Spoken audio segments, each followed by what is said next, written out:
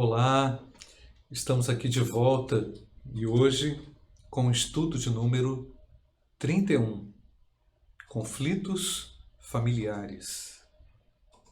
E eu quero começar essa lição lendo com você o texto de Gênesis, capítulo 4, versículo de 1 a 7. E Adão teve relações com Eva, sua mulher, e ela ficou grávida e deu à luz Caim. Então ela disse: adquiri um varão com o auxílio do Senhor. Depois deu à luz Abel, irmão de Caim. Abel foi pastor de ovelhas e Caim foi agricultor. Aconteceu que, ao fim de um certo tempo, Caim trouxe do fruto da terra uma oferta ao Senhor. Abel, por sua vez, trouxe das primícias do seu rebanho e da gordura deste. O Senhor se agradou de Abel e de sua oferta, mas de Caim e de sua oferta não se agradou. Caim ficou muito irritado e fechou a cara. Então o Senhor lhe disse: por que você anda irritado? E por que essa cara fechada?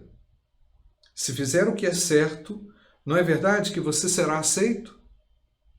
Mas se não fizer o que é certo, eis que o pecado está à porta, à sua espera. O desejo dele será contra você, mas é necessário que você o domine. As relações interpessoais carecem de muita atenção nesse tempo em que vivemos.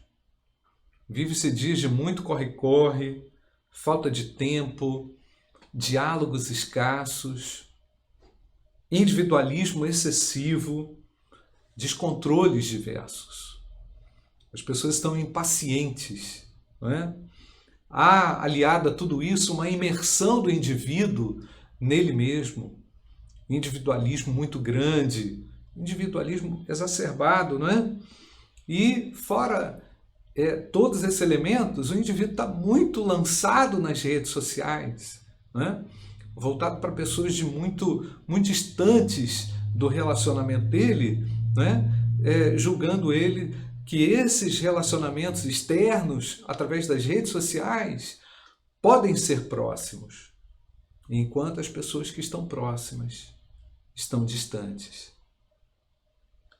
Os conflitos nesse cenário, muitas vezes, eles são empurrados, são deixados para depois. Depois resolvemos, adiados, levados como se o tempo pudesse trazer algum tipo de solução, né? Mas sabemos que esse problema não é um problema novo. O pecado, desde que foi introduzido na raça humana, trouxe consigo também essa contaminação de relacionamentos fracos e mal resolvidos também. A organização interna da família, né, ela tem se complicado muito também através de comparações, de invejas e de muitos outros sentimentos que por vezes percorrem e transitam dentro de casa, né? Conflitos, desajustes surgem, mas ao mesmo tempo as promessas de Deus precisam ser manifestas, precisam ser encontradas. Caso contrário, a gente vai só prorrogar problema, vai só adiar a resolução dos problemas, e os conflitos precisam ser encarados, por mais difíceis que eles sejam, não é? Então, também eu coloquei aqui na lição, no finalzinho dessa introdução, há uma grande expectativa para a volta daquele que virá libertar o homem das consequências do pecado, né? Havia desde cedo, desde o jardim do Éden, essa expectativa para o aparecimento, para o surgimento daquele que traria a resolução para esse problema. Quero já aqui fazer uma aplicação para a sua vida. os conflitos familiares sempre são decorrentes de escolhas individuais ou de escolhas individualistas, né? Na história bíblica, como vimos, Caim, que teve bons exemplos, vimos ali que a mãe até agradeceu a Deus, não é? Agradeceu ao Senhor pelo nascimento dos seus filhos, né? Fez uma escolha errada. E mais adiante nós vemos que Noé, que teve um mau exemplo do seu pai Lameque, nós vamos ver isso na lição, fez escolha certa. Em alguns momentos, as suas escolhas são parecidas com as de Caim, muito carregadas de individualismo, de egoísmo. E essas escolhas, elas nos afetam no campo emocional, espiritual e também no campo social. Aqui na lição eu coloquei só 2 elementos, no campo emocional e social, mas há também o elemento espiritual. Pense nisso. Falando ainda de conflitos familiares, nós vamos entrar um pouquinho nessa história do fracasso de um irmão num relacionamento, né? Como nós sabemos, depois da queda do homem e a introdução do pecado na humanidade, a promessa de Deus foi estabelecida, foi definida, ao afirmar que da semente da mulher um golpe seria desferido na cabeça da serpente. Nós temos aí no texto de Gênesis, capítulo 3, versículo 15, essa passagem. Porém, inimizade entre você e a mulher, entre a sua descendência e o descendente dela, e este lhe ferirá a cabeça e você lhe ferirá o calcanhar. Talvez Eva tivesse pensado que Caim fosse o restaurador de todas as coisas. Mas Caim e Abel desenvolveram profissões diferentes, conforme Gênesis capítulo 4, versículo 2. Abel foi o pastor de ovelhas e Caim, como nós sabemos, já lemos no texto anterior e está aí no texto também, ele foi agricultor. O que Deus havia definido anteriormente seguiria fora do jardim, apesar daquele pecado manifesto em relação de descontrole e inveja de Caim contra o seu irmão Abel. A imagem de Deus, mesmo assim, estava refletida sobre todos. A terra produz seus frutos, os homens se desenvolvem e Deus tudo avalia e tudo julga.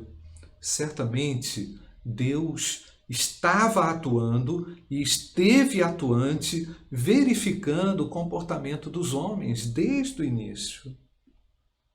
Assim, como toda humanidade caída pode ser representada em Adão, o conflito decorrente entre o bem e o mal é também representado através dos seus filhos, Caim e Abel.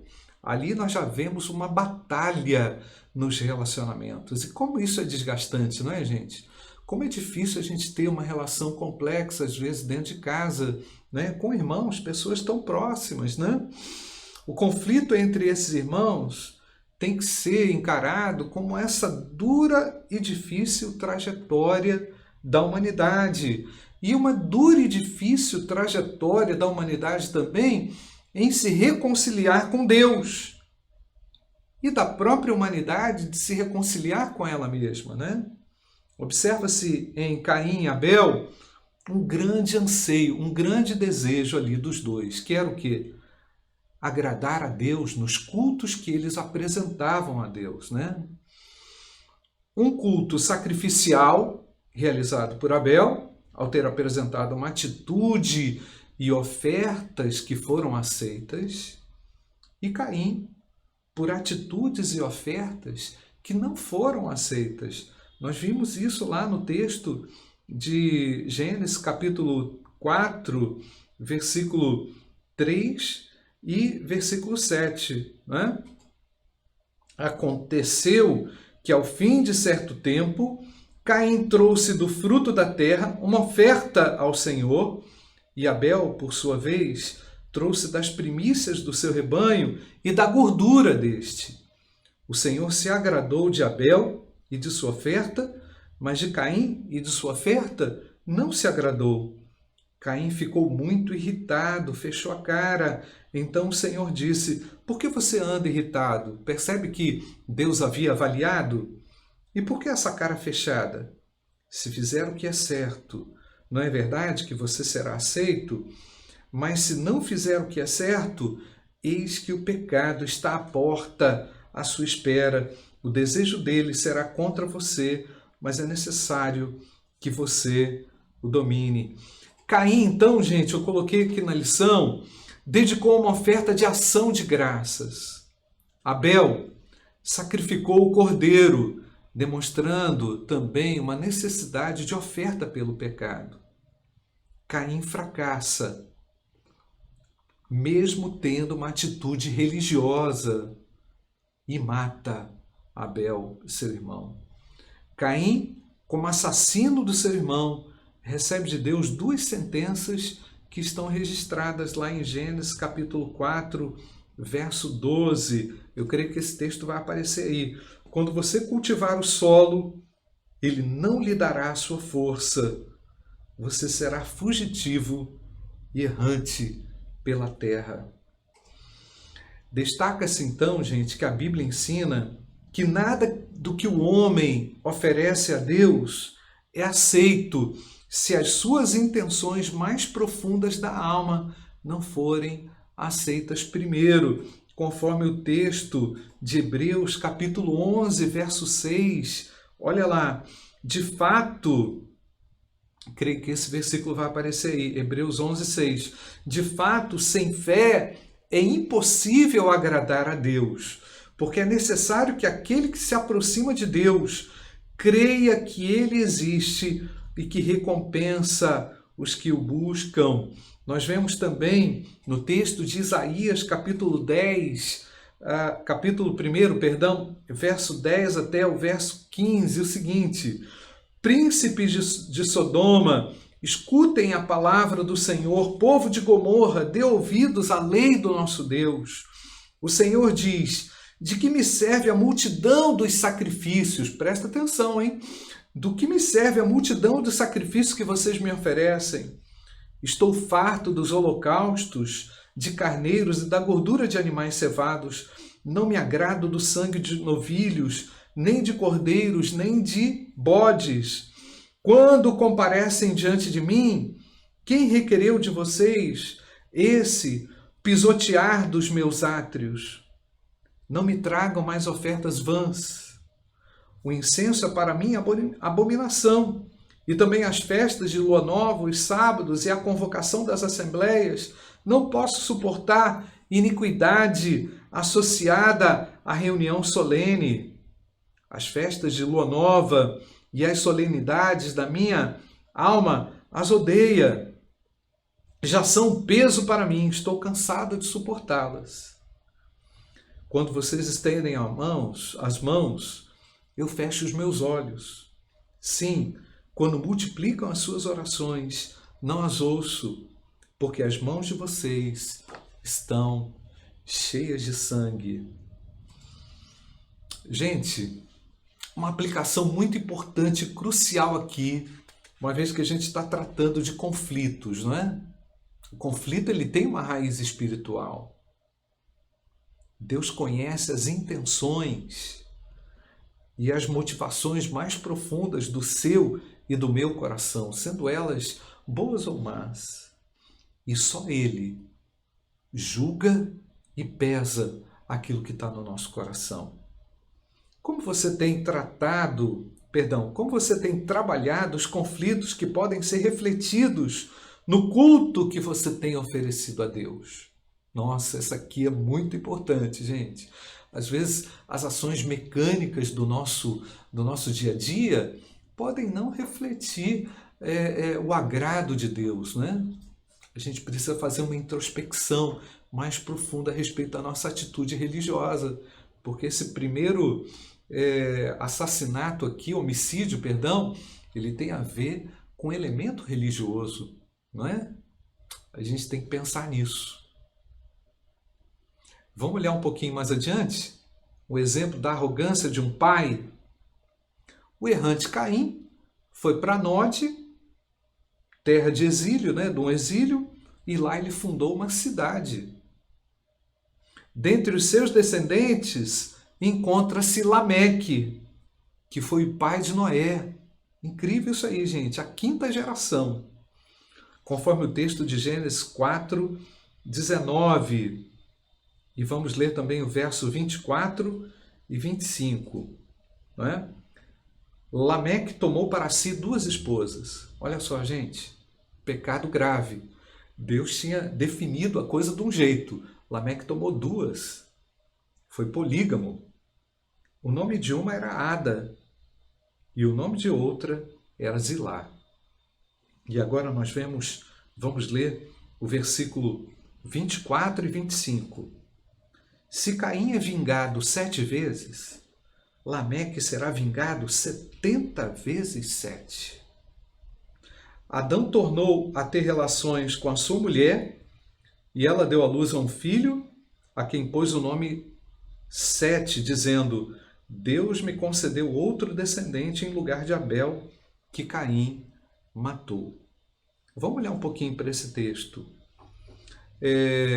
Lameque faz uma composição, ele compõe uma espécie de poema propagando o que fizera, o mal que fizera, justificando seus atos, com certo orgulho e sem nenhum aspecto de arrependimento.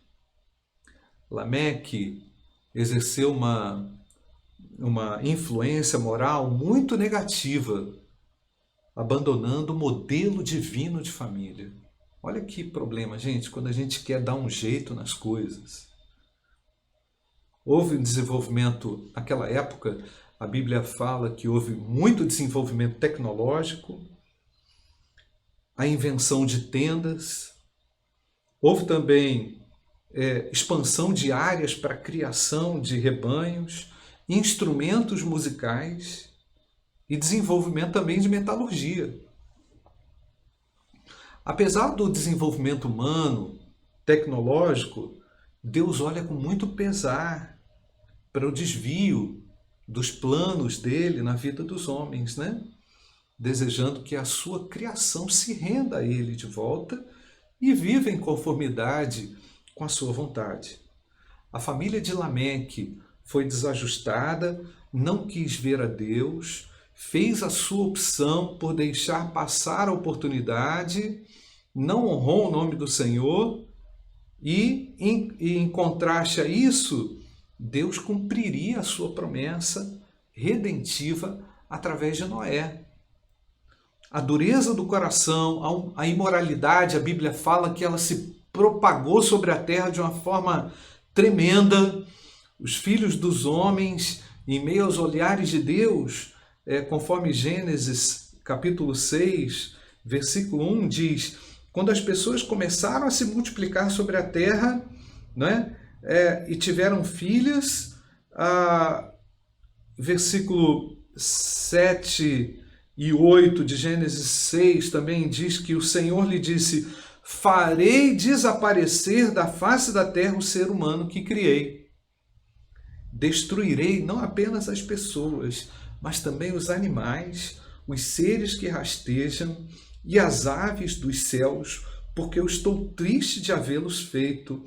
Porém Noé, olha só, gente, encontrou favor aos olhos do Senhor. É incrível, gente, diante de todo aquele acúmulo de insensatez, maldade, violência, perversão moral, perversão sexual, Deus fez desaparecer o homem sobre a terra, mas ele encontrou alguém que poderia ser aquele redentor naquela situação para um novo começo. Muito legal isso, a gente pensar como como a redenção em Noé é um tipo no Novo Testamento, no Antigo Testamento, daquilo que Cristo iria fazer no Novo Testamento. Portanto, vemos aqui, gente, até esse texto aqui, amor de Deus, graça de Deus, juízo, justiça, estão sempre presentes, né? E isso também ocorre no contexto das nossas cidades, no contexto das nossas famílias, e há muita gente hoje sofrendo pelo afastamento de Deus. É muito triste a gente perceber isso. Mas, ao mesmo tempo, vemos um Deus gracioso querendo reconectar-se, querendo que as pessoas, afastadas, se reconectem a Ele através de Jesus Cristo, né? Olha uma aplicação agora que eu quero fazer antes da gente ir para as considerações finais. Desenvolvimento humano, desenvolvimento da ciência, da economia, sem o reconhecimento de Deus, é muito temerário e é muito perigoso, pois não exalta Deus, pois ele acaba produzindo orgulho, vaidade no coração das pessoas, não é? Deus é reconhecido, Deus é exaltado em suas conquistas e na sua família e na sua vida. Então, eu queria que você pensasse um pouquinho sobre isso. Do que adianta tudo? E se esse vazio continua aí no seu coração? E se os problemas não são resolvidos? Olha só, gente, que profundidade, que riqueza que o ensino bíblico traz para nós hoje. Você tem uma oportunidade, hein? Fica ligado aí que eu vou fazer a consideração final. Desajustes familiares são inúmeros. A gente encontra isso aí entre Gênesis capítulo 4 até capítulo 6. Caim e Abel exemplificam o bem e o mal e tipificam também a aparente vitória do mal sobre o bem e o avanço desmedido da iniquidade. Isso força a entrada da intervenção de Deus na terra, porque Deus não se agradou daquilo que estava acontecendo, né?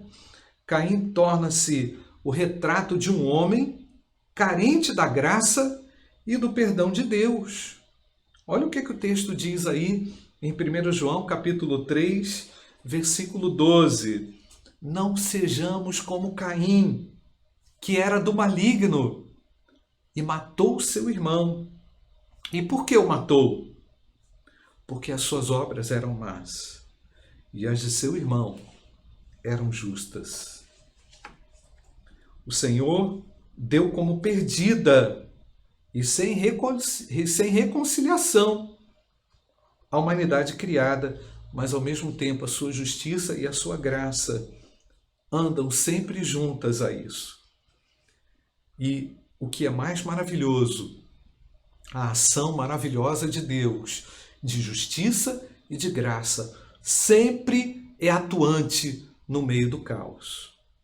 As bênçãos de Deus ainda hoje estão visíveis nos frutos da terra, no trabalho, no desenvolvimento humano. Isso faz parte da graça comum de Deus aos homens. Mas ele condena o pecador, o pecado e o pecador impenitente. Obedecer é muito melhor do que sacrificar. Nós temos aí esse texto de 1 Samuel, capítulo 15, verso 22. Porém, Samuel disse: será que o Senhor tem mais prazer em holocaustos e sacrifícios do que no obedecer à sua palavra? Eis que o obedecer é melhor do que o sacrificar, e o ouvir é melhor do que a gordura de carneiros. Jesus ensina que a reconciliação com o próximo é prioritária, antes mesmo de qualquer oferta, conforme o texto de Mateus, capítulo 5, verso 23 e verso 24. Portanto, olha só, gente, que profundidade. Lá no Novo Testamento, Jesus vai ensinar isso, no Sermão do Monte. Se você estiver trazendo a sua oferta ao altar e lá se lembrar que o seu irmão tem alguma coisa contra você, deixe diante do altar a sua oferta e vá primeiro reconciliar-se com o seu irmão. E então volte e faça a sua oferta. Deus sempre oferece graça, perdão e misericórdia a todos, através de Jesus Cristo, o Filho de Deus. Deus abençoe a sua vida. Foi muito bom você estar até o final aqui nesse estudo de número 31. Deus abençoe a sua vida.